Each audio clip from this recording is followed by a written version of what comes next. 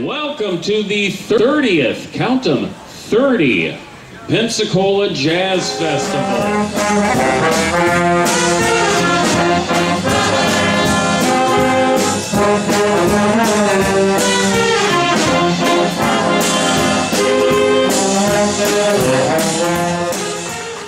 Thank you so much, everyone, for making this week such a memorable occasion. This is our 30th anniversary, and we've had a whole week in Pensacola of wonderful events, culminating in this fantastic day and this fantastic performance of these wonderful musicians. And so I thank them all so much, and I thank you all so much. This year is our 30th anniversary, and we have established an endowment, and the title of the endowment is the Vickers Artist in Residence Fund. And it is in honor of our founding father, Dr. Norman Vickers. And the fund actually is for bringing in artists to town for clinics, for concerts, for events like this. And the fund has started off with a bang. And once we reach $22,000, then we can start using that money in order to bring artists here. So we sent out letters to our membership, and that's been very encouraging. And if anyone here would like to make a contribution to the fund, we'll gladly accept it. So this will be a great tribute to Dr. Vickers for all his wonderful work, and it will also, thanks to Larry Beal, who finally did this for us and got this together for us. He's been working on it for a number of years, and he put forth the effort to make this fund happen. And there's a lot of work involved because there are legal aspects to it and banking aspects to it. And finally, we got it together. Larry Beal, thank you so very much. Larry did it for us. And so this fund is established, and it will help us bring wonderful music to Pensacola. So thank you all. We'll continue in that vein. Thank you. By the way, if you've never had the chance to meet Dr. Norman Vickers, he is a jazz savant. The man will sit there and tell you, oh yeah, the guy playing triangle in the Decca recording in 1949 was, he is an encyclopedia of jazz knowledge. He is just an absolutely fascinating gentleman to get to know and listen to. Okay, we've got Eric Doney. We're here at the Jazz Festival, and he's performed. This is Sunday morning. He performed at Dollar Hides on Friday night with a nice group, and you probably did a gig at the Jam. Well, I came in and flew in Tuesday night, and Fred picked me up from the airport. We went immediately to a jam session. Okay. So trial by fire, and the next morning I got up and I did 3 clinics at the Tate School with their string orchestra, with this vocal jazz ensemble, and then a combination of bunches of kids. And then that night we played somewhere, I forget where that was. And the next day, what would that day be, Thursday? I don't know what I did, but Friday at Dollar Hides, wonderful. Bill at Dollar Hides had a beautiful Yamaha CF3 9-foot concert grand. That's only the second time I've played one of those in my whole life. The other one was in Japan at the Yamaha Concert Hall. And it was a gorgeous event with Tom and Freddie D on drums, and really nice. And then that Saturday, yesterday, I played here, and so many people came up and said that they enjoyed the piano recital at Dollar Brands. And what a lovely festival you have. Congratulations, 30 years. Well, thank you. It's been fun all 30 years doing that. Now, tell me about a unique musical experience that, besides this one, that you've had in the recent past. Oh, that's a good question. Now, you said no hard questions. Okay, unique musical experience. I sang at Carnegie Hall. Does that count? Yeah, that counts. Okay. Tell us about that. Oh, wonderful. I went to Susquehanna University. I majored in piano, music education, and I minored in vocal. Okay. It's all classical now.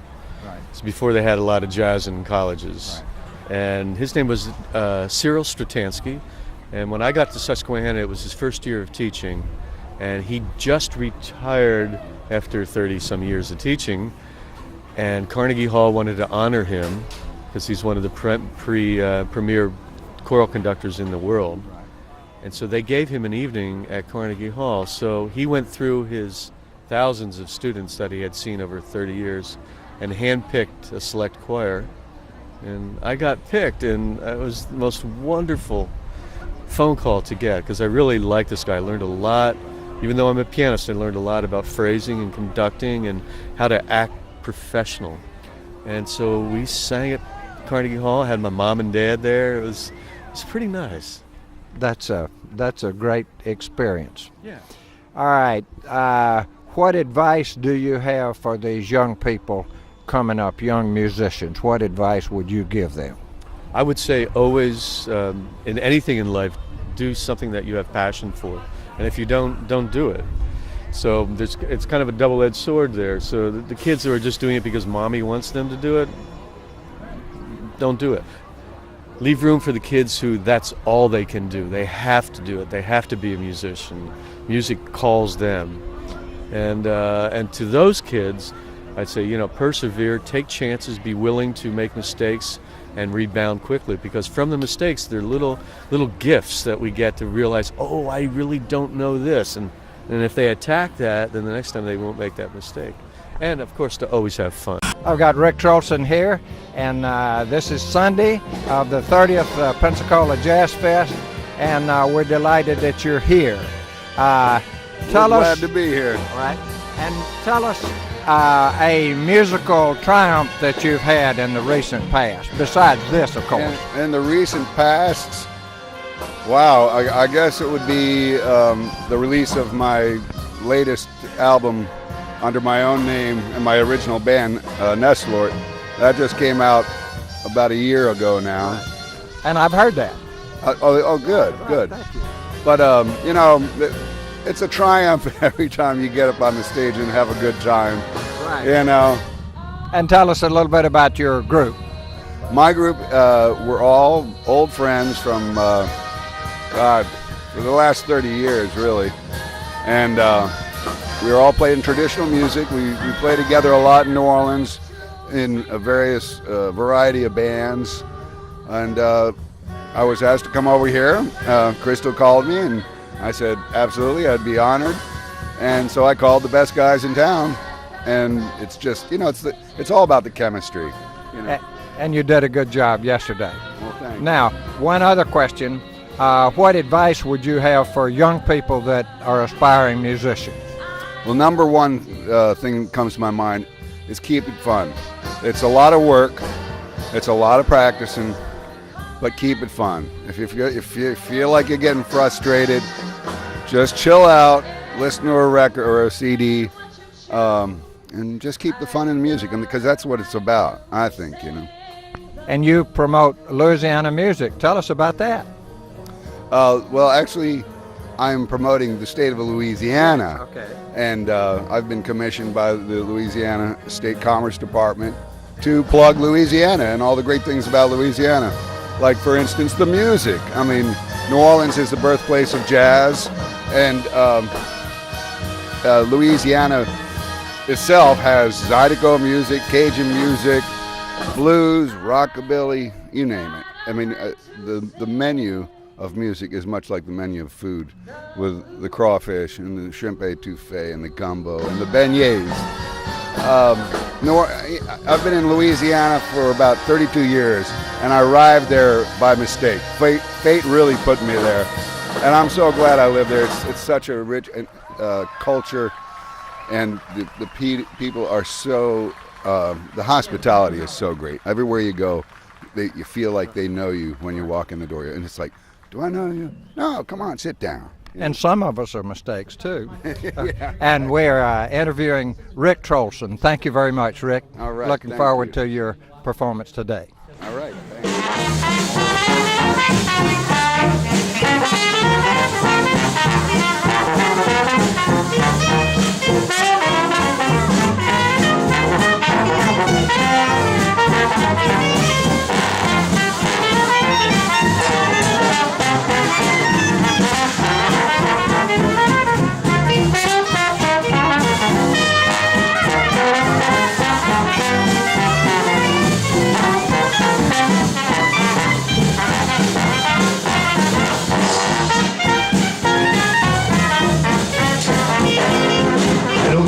that you'll give me Dr. Jazz. He's got what I need, I'll say he has. Oh, when my world is through, everyone's got the blues. He's the man that helps me get out both my dancing shoes. The more I get, the more I need, it seems. I pledge no Dr. Jazz in all my dreams. When I'm troubled, found and mixed, he's a man that gets me fixed. That'll send to give me Dr. Jazz.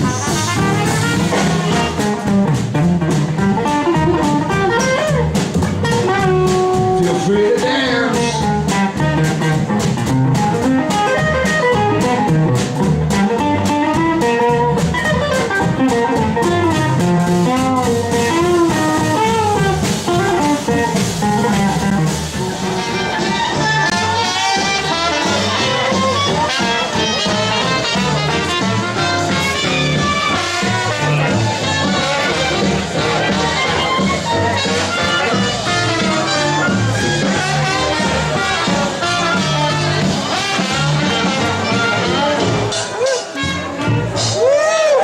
I'm here with Steve Williams. He's just finished his set on Sunday at Pensacola JazzFest. Steve, we're delighted to have you here. Tell us a little bit about your work with the Commodore. Well, it's an official unit of the United States Navy, and the United States Navy Band in Washington, D.C. is the premier band of the Navy.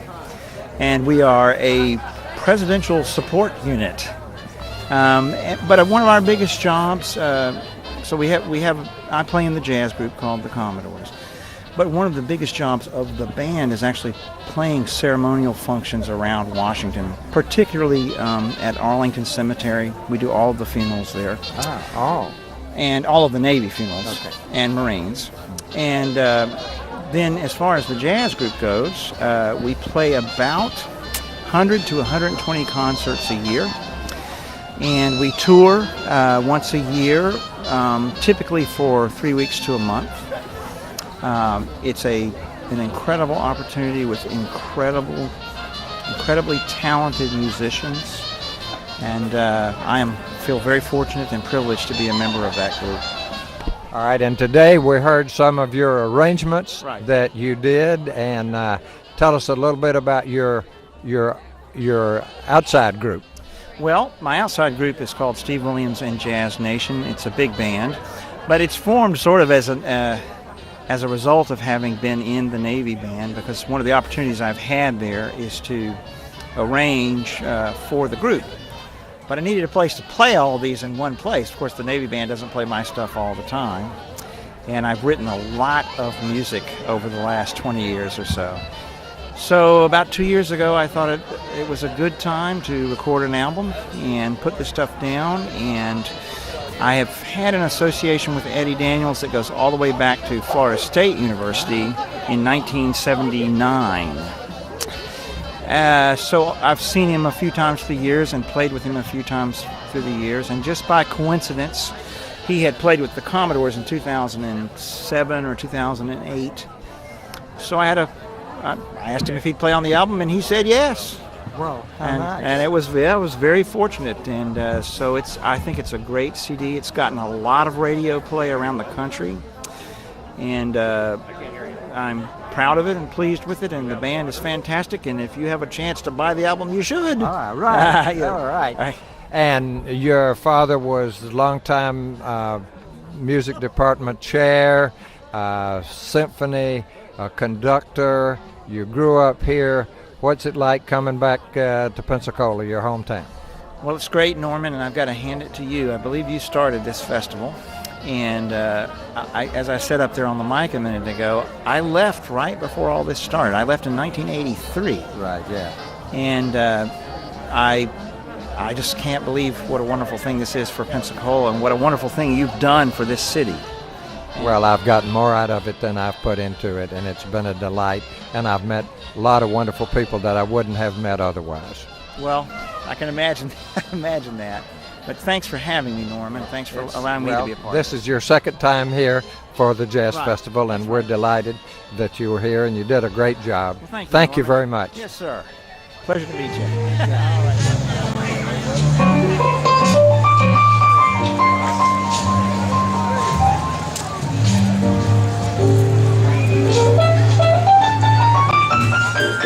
knock me way off of my feet. My heart gets a beat. I'm trying to be cool, but then I just end up always playing the fool. You know I can't stand it. You got me spinning around. You pick me up, then put me down. You say you love me true, and that I'll be only for you.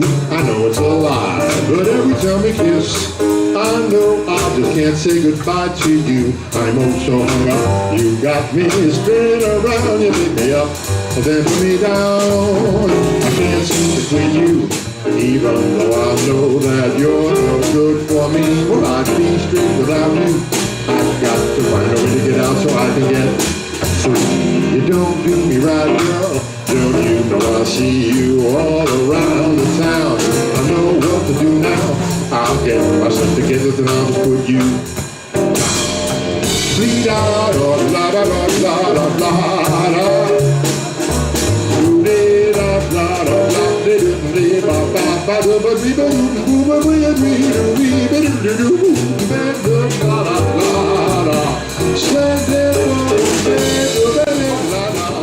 Okay, well, here we are on Sunday afternoon, and you finished your second day, and it's a delight. Got Giacomo Gates with me.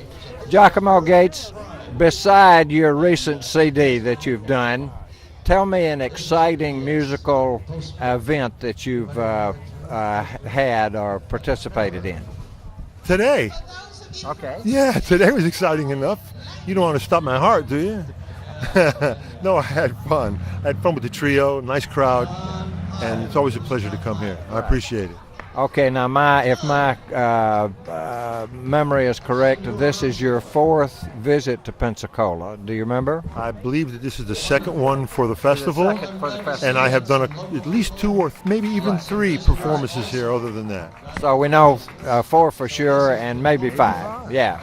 And right, and I want to say that every time you come, it's improved. That's right. Working on it, you know. And congratulations on your nomination for the Jazz Journalists Association. Wow, thank you very much. It's always fun. Now, what advice would you give to a young person who decides that maybe I want to play music? To listen to the best music and the best musicians. That's the best school. Listen to the best of the best, and keep listening. And practice and work hard, and you might get lucky. Well, and I want to say congratulations to you, and I hope that we'll have lots of CD sales for you and CDs for you to sign today. I'll hang around for that. Thank you, Norman. Pleasure. My pleasure. Thanks for having me. I'm here with Rossano Sportiello, and this is his first trip to Pensacola. It's Sunday afternoon at the Pensacola Jazz Fest number 30. We're glad to have you, and I know that you've just returned from Europe. Tell me about a musical triumph that you've had in the recent past. To be able to play with Harry Allen, that's a triumph, because I remember when I made my first trip here to the United States exactly 10 years ago, I had the chance to hear on a jazz festival here in Florida, actually, in Clearwater Beach for the Arbors Records, the March of Jazz. I heard Harry Allen, and I said, I wish one day I could play with this gentleman, because I can learn a lot from that. And so there it is. Well, it was a wonderful day today, and I know also that you have recorded with Nicky Perrott, and that's one of my favorite records. So tell us about recording with Nicky Perrott, the Australian bass player who lives in New York now. With Nicky, we have got a special chemistry, musical chemistry going on. That is quite something, because most of the times we just jump up on stage and start playing, and things just happen, and that's something that is quite a satisfaction when you see that happening on a performance, that you understand each other, it's like the brains are connected. And so Nicky is such an unbelievable bass player with very good ears, so I can do anything I want and she'll be there, Well, that's one of my favorite records that gets played at our house a good bit, yes. Thank you. Right. Now, you are classically trained in Milan, so tell us a little bit about your classical training. I started studying classical piano at age 9, and I finally graduated at age 22. But I always liked jazz, and in general I would say I always liked popular music, even Italian popular music. But when I found out about the great American songbook, the great songs from the 20s, the 30s, the 40s, and so on, those chords with those melodies for me always meant a lot. So I felt like I had to learn that repertoire, and most of all, I had to learn how to improvise in a swinging way on those melodies. So that's why I became a jazz piano player, because I felt the necessity of doing that. It's like every day you need to eat, you need to drink. I felt I had to learn how to improvise and play jazz. And you have some understudied Barry Harris? Yeah. Yes. I met Barry Harris in Italy, actually, in 13 years ago. And you see, in those days, I was mostly playing Dixieland. I love Dixieland. So Dixieland is a great genre of music and very difficult to play properly. So about 13, 14 years ago, I didn't know really much about bebop until I met Barry Harris, and I found out how beautiful bebop is. And it's not, there is very often you hear that prejudice that bebop is something that is not really understandable. That's not true. I mean, there is a lot of people that they say that they play bebop, but they do not, So, but Charlie Parker is the most beautiful thing. So I'm very grateful to Barry Harris that made me understand Charlie Parker and Bud Powell. Barry Harris, he told me, Bud Powell was an excellent stride piano player. He could stride and with the left hand and play the most amazing bebop lines with the right hand. And he told me, that's what you got to do, So. Well, I'm delighted to have that little background, because your stride piano is just absolutely wonderful, and it's great to have you today. This is your first visit to Pensacola, but I hope you'll be back very soon. I hope so, and thank you very much. It was an honor to be here. Thank you.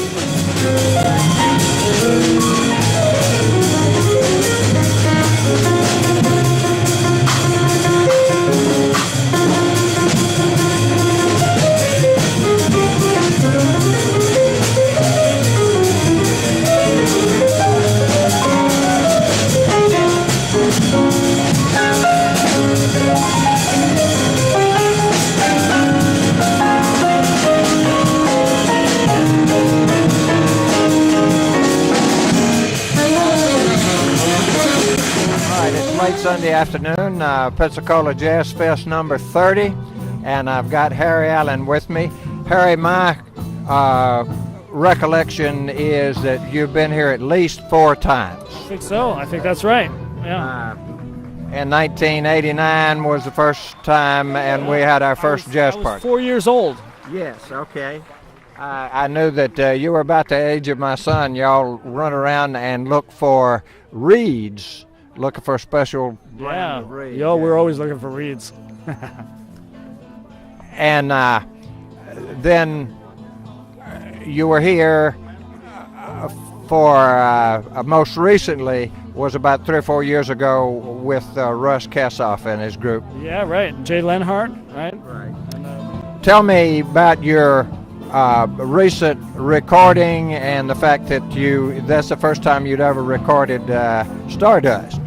Well, actually, funny enough, we did not record Stardust on the Hoagie Carmichael thing because I had just recently recorded it before that on another record I did.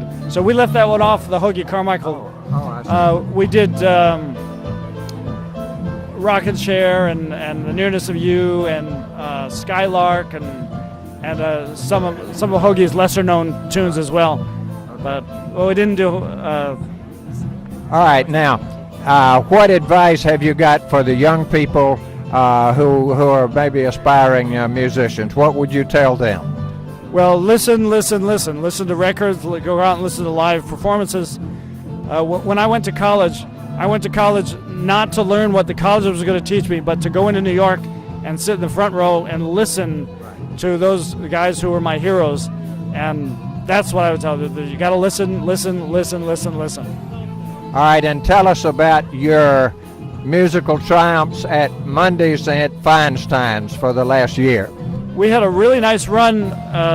We had the first Monday of every month for a year and a half.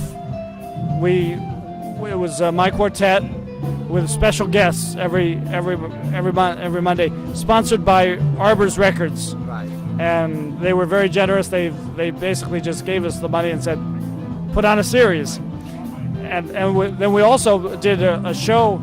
I've been doing shows at Feinstein's with Rebecca Kilgore with my band. Yes. So we've been doing those for week stretches, and that's been fun. So we had a lot of fun at Feinstein's, and we're very sad to see it close. Yes. Okay, and how many recordings did you do out of that year and a half series? Well, there's only one live recording we did there, which was from a show that we did with Becky. Okay. The music of Billie Holiday and Lester Young. Yeah. Although we did do a couple of, out of the shows we did, Right. we went and recorded them. One was the music of Marilyn Monroe, Yeah. and then we have a couple of other shows we'd like to record that we haven't yet. Well, it's wonderful having you for at least 4 times, if our memories are correct, and we hope that you'll be back soon. I hope to come back soon too. I love playing at this festival. Thank you. And I loved playing years ago when you first invited me.